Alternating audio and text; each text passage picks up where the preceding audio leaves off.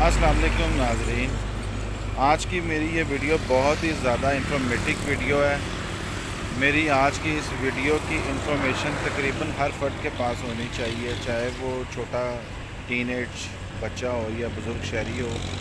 आज की इस वीडियो में मैं आपको दिखाऊंगा और बताऊंगा कि कपड़े जो हम ज़ेब तन करते हैं उन्हें कैसे खेतों से उठाकर मंडियों तक, फैक्ट्रियों तक और फिर टेक्सटाइल इंडस्ट्रियों तक पहुंचाया जाता है।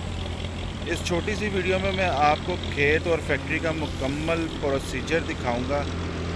इस टाइम हम लोग मौजूद हैं कपास के खेत में, और कपास के खेत में आप देख रहे हैं ये जो छोटे छोटे से सफ़ेद कलर के फूल लगे हुए हैं, ये कपास है जो इनमें लगी हुई है।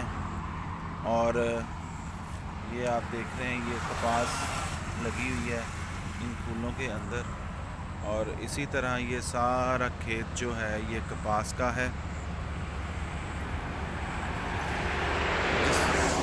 इसी कपास से कपड़ा तैयार किया जाता है। कैसे, ये मैं आपको आगे चलकर बताता हूँ और फैक्ट्री का विज़िट करवाता हूँ। तो आए चलते हैं फैक्ट्री के अंदर। ये हम लोग फैक्ट्री के बाहर खड़े हुए हैं और ये यहाँ पर लगा हुआ है वेट कंडा, जो कि काफ़ी बड़ा है। यहाँ पर छोटी बड़ी सब गाड़ियाँ जो भी आती हैं उनका वज़न होता है, और वज़न करने के बाद फिर जो गाड़ियाँ होती हैं वो अंदर फैक्ट्री में चली जाती हैं। आए मैं आपको अंदर से फैक्ट्री का विज़िट भी करवाता हूँ। जी तो नाज़रीन, इस टाइम हम लोग आ चुके हुए हैं फैक्ट्री के अंदर। फैक्ट्री के अंदर ये जो आप देख रहे हैं ये कपास के जो ढेर पड़े हुए हैं वाइट कलर के, ये सारी कपास है जो बाहर खेतों में पहले मैंने आपको दिखाई है, खेतों में लगी हुई थी। खेतों से उतारने के बाद ये जो कपास है ये आ जाती है, खेतों से उतारने के बाद ये कपास मंडियों में जाती है और फिर मंडियों से ये आती है फैक्ट्रियों के अंदर। तो मैं नज़दीक से भी आपको दिखाता हूँ ये कपास कैसी होती है। ये देखें जी, ये वही कपास है जिसे हमने अभी बाहर देखा है खेतों में।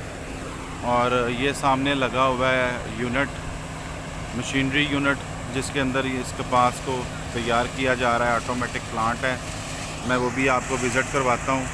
और इस कपास से जो है ना ये फिर रुई की बेल्स बनती हैं। 100 बेल की एक लॉट होती है, और ये जो लॉट्स होती हैं ये फिर टेक्सटाइल इंडस्ट्रीज़ को जाती हैं। कैसे जाती हैं और कैसे तैयार होती हैं मैं वो भी आपको दिखाता हूँ।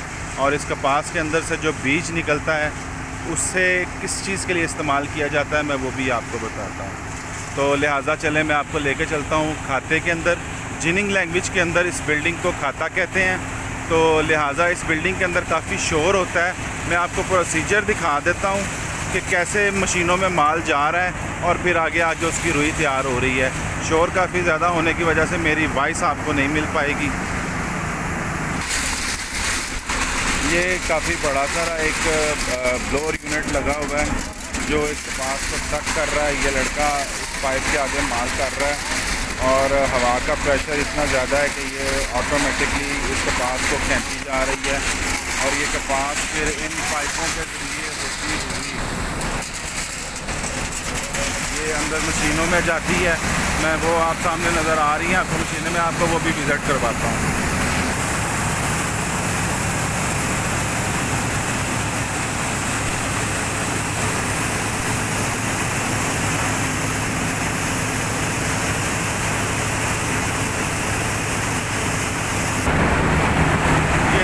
मैंने आपको पीछे दिखाया था मशीनों में से कपास जा रही थी, और उस कपास में से बीज निकल कर पीछे बैक साइड में जा रहा है और रुई आगे आ रही है। और उस रुई की फिर यहाँ पर एक पेटी है, पेटी में आती है रुई, और वहाँ से फिर ये गांठ बनती है जिसे बेल कहा जाता है। और ये बेल जो है ये तैयार हो चुकी है। ये 100 बेलें जब तैयार हो जाती हैं, ये जैसे ये बेलें लगी हुई हैं तैयार हो रही हैं, ये रुई की 100 बेलें जब तैयार हो जाती हैं तो फिर इन बेलों को गाड़ियों पर लोड कर कर टेक्सटाइल इंडस्ट्रीज़ को भेजा जाता है। अब मैं आपको दिखाता हूँ जो इसमें से बीज निकल रहा था इसका। आइए मैं आपको बीज दिखाता हूँ और उसके फ़ायदे बताता हूँ। ये जैसा कि मैंने आपको दिखाया था, आगे रुई की बेल्स तैयार हो रही थी और जो बाहर कपास पड़ी हुई थी उस कपास में से रुई आगे चली गई है, उसकी बेल्स तैयार हो जाती हैं और उसमें जो सीड होता है जिसे बनोला भी कहते हैं, वो सीड का बीज जो है ये ऑटोमेटिक यूनिट के ज़रिए और खुद ही पीछे आ रहा है। और ये इसका जो बीज होता है, इसी बीज को जो है दोबारा से खेतों में डाला जाता है, जिससे जो है दोबारा से फिर कपास पैदा होती है। और इसी बीज से, इस बीज के अंदर गिरी होती है छोटी सी, और उस गिरी को जो है ना वो हम लोग क्या कहते हैं, मशीनरी यूनिट्स में जाती है और वहाँ पर उसकी खल निकलती है और जो इसका छिलका होता है उसकी खल बन जाती है, जो कि जानवर खाते हैं। और जो इसके अंदर गिरी होती है उसका तेल निकलता है, जिसे कि जो कि ऑयल मिल्स वगैरह यूज़ करते हैं। और ऑयल मिल्स वो वाली ऑयल मिल्स जो घी और कुकिंग ऑयल वगैरह बनाती हैं, जो हम लोग घरों में इस्तेमाल करते हैं। यानी कि जो हम लोग घरों में तेल इस्तेमाल करते हैं या घी वगैरह इस्तेमाल करते हैं, वो इसी बीज से तैयार किया जाता है। इस बीज में से जो तेल निकलता है, वो तेल में जो वो तेल है, उस तेल को जो कुकिंग मिल्स वाली कंपनीज़ होती हैं वो ले जाती हैं और उससे फिर तेल तैयार किया जाता है। ये वर्कर्स फैक्ट्री के अंदर काम कर रहे हैं। और जैसा कि आप देख रहे हैं कि मैंने आपको बताया था 100 बेल की एक लॉट होती है और वो लॉट गाड़ी पर लोड होके टेक्सटाइल मिल्स को जाती है और फिर वो मिल्स उससे सूतर बनाती हैं और सूतर बनाकर फिर उन्हें कंटेनर्स पर लोड करके फिर उन्हें जो है वो आगे कपड़ा बनाने वाली टेक्सटाइल मिल्स को भेजा जाता है, जहाँ पर उससे कपड़ा तैयार किया जाता है। तो ये कपास है जिससे शुरू होता है, कपड़े की बुनियाद यहाँ से शुरू होती है। और ये सामने जैसा कि आप गाड़ी देख रहे हैं, लोड खड़ी हुई है, इस पर 100 बेल लोड है। ये जाती है टेक्सटाइल मिल्स को और फिर इससे सूतर और फिर सूतर से कपड़ा बनता है। और यहाँ पर नाज़रीन मैं आपको एक और बात बताता जाऊँ कि ये कपास इस टाइम पाकिस्तान की मुल्की तरीक़ की बुलंद तरीन सतह पर है। इसका रेट बहुत ज़्यादा हाई हो चुका हुआ है, पिछले साल से इसका रेट इस टाइम डबल है।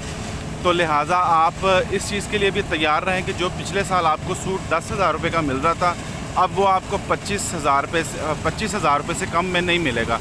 यानी कि ये क्रॉप जो है वो इतनी को एक्सपेंसिव हो चुकी हुई है और महंगाई का एक नया तूफ़ान आएगा। और जो इसी वजह से जो इसका जो सीड है, इसका सीड भी काफ़ी महंगा हो गया है। और सीड काफ़ी महंगा, मज़ीद महंगा होने की वजह से जो तेल है, जो इससे मैंने आपको बताया कि कुकिंग ऑयल तैयार होता है, तो वो कुकिंग ऑयल भी इसी वजह से महंगा हो रहा है। खैर, कुकिंग ऑयल के अंदर पाम ऑयल भी डलता है और ये जो सीड ऑयल होता है वो भी डलता है। तो लिहाजा मुझे उम्मीद है कि आपको मेरी ये वीडियो अच्छी लगी होगी। मेरी वीडियो अच्छी लगी हो तो वीडियो को लाइक कर दें और शेयर करें और मेरे चैनल को सब्सक्राइब करें। इसके साथ ही मुझे इजाज़त दें। अल्लाह आपका और मेरा हामी व नासिर हो। अल्लाह हाफ़िज़।